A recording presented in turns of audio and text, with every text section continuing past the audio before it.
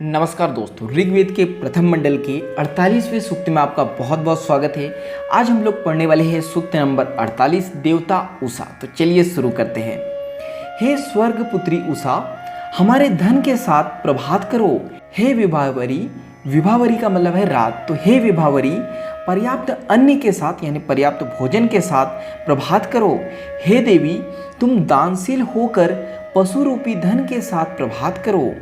हे अनेक अश्व सहित यानी अनेक घोड़ों के सहित अनेक गायों से युक्त एवं समस्त संपत्ति देने वाली उषा देवी, प्रजा को सुख देने के लिए तुम्हारे पास अत्यंत धन है।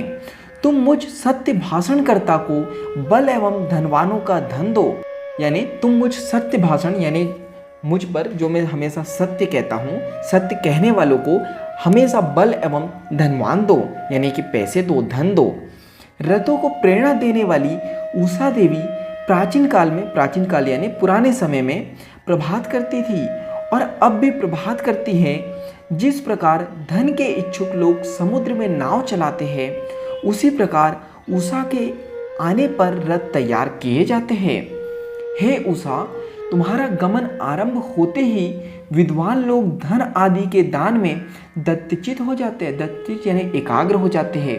परम मेधावी, मेधावी का मतलब है ज्ञानी, परम मेधावी कण्व ऋषि इन दानेच्छु यानी दान देने की इच्छा रखने वाले इन दानेच्छु लोगों के नाम उषा काल में उच्चारण करते हैं। उषा काल यानी सुबह के समय उच्चारण करते हैं।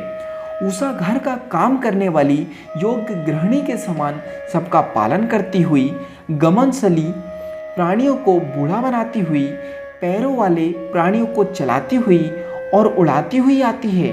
तुम कर्मष्ट यानी परिश्रमी, तुम कर्मष्ट पुरुष को काम में लगाती हो और भिक्षुओं को घर छोड़ने पर विवश कर देती हो। भिक्षुओं का मतलब जो भिक्षा मांगते हैं। तुम ओस बरसाने वाली हो एवं अधिक देर नहीं ठहरती हो। हे अन्न संपन्न उषा यानी अन्न से संपन्न उषा, तुम्हारे प्रभात काल में यानी सुबह के समय में पक्षीगण अपने घोंसलों में नहीं रह पाते। यानी हे अन्न संपन्न उषा, जो अन्न से संपन्न हो, तुम्हारे प्रभात काल में यानी सुबह के समय, प्रभात का मतलब होता है सुबह के समय, और उषा का मतलब है यहाँ पे किरणें, धूप की किरणें। तो जब तुम आती हो, तुम्हारे प्रभात काल में जो पक्षीगण हैं अपने घोंसलों में नहीं रह पाते हैं। यहाँ सौभाग्यशालिनी एवं रथ में घोड़े जोड़ने वाली उषा दूर सूर्य के उदय स्थान से 100 रथों द्वारा मनुष्यों के समीप आती है। समस्त प्राणी इस उषा के प्रकाश को नमस्कार करते हैं, क्योंकि यह सुंदर नेत्री उषा प्रकाश देती है। और यही धनवती स्वर्गपुत्री द्वेषियों का मतलब है शत्रुओं, द्वेषियों एवं शोषकों को दूर भगाती है, यानी शोषण करने वाले को दूर भगाती है। हे स्वर्गपुत्री उषा, तुम सबको प्रसन्न करने वाली ज्योति के साथ प्रकाशित होती हुई हमें प्रतिदिन सौभाग्य दो एवं अंधकार को मिटाओ। हे सुनेत्री उषा, सुनेत्री यानी सुंदर नेत्र वाली, हे सुनेत्री उषा, समस्त प्राणियों की चेष्टाएं एवं जीवन तुम्ही में वर्तमान है, क्योंकि तुम्ही अंधकार को मिटाती हो। हे विभावरी यानी हे रात्रि, विशाल रथ पर चढ़कर हमारे पास आओ। हे विचित्र धन संपन्न, हमारा आह्वान सुनो यानी हमारा निमंत्रण सुनो। हे उषा, यजमान के पास जो विचित्र अन्न है उसे तुम स्वीकार करो। जो यज्ञ करता यानी जो यज्ञ करने वाला हो उसे यज्ञ करता कहते हैं। जो यज्ञ करता तुम्हारी स्तुति करते हैं यानी तुम्हारी प्रार्थना करते हैं, उन यजमानों को हिंसा रहित यज्ञ में से लाओ। हे उषा, तुम सोमपान के लिए अंतरिक्ष से सभी देवों को हमारे यज्ञ स्थान में ले आओ। हे उषा, तुम हमें अश्व यानी घोड़े एवं गायों से युक्त प्रशंसनीय एवं शक्ति संपन्न अन्न दो, यानी हमें भोजन दो जो शक्ति से संपन्न हो।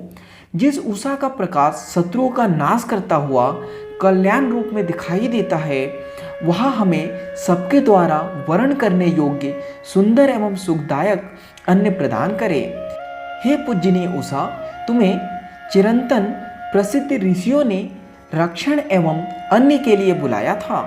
तुम धन एवं तेज से संपन्न होकर हमारी स्तुति को स्वीकार करो, यानी हमारी प्रार्थना को स्वीकार करो।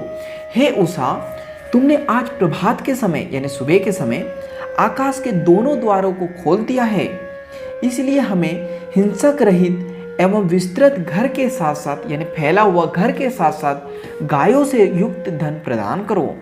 हे उषा हमें प्रभुत यानी अधिक मात्रा में, हे उषा हमें प्रभुत एवं अनेक रूप धन एवं गाय दान करो। हे पूज्य उषा हमें सब शत्रुओं का नाश करने वाला यश दो। हे अन्य साधन की क्रिया से संपन्न उषा हमें धन दो। तो यहाँ पे हमारा सूक्त नंबर 48 समाप्त होता है। आज के लिए इतना ही। धन्यवाद।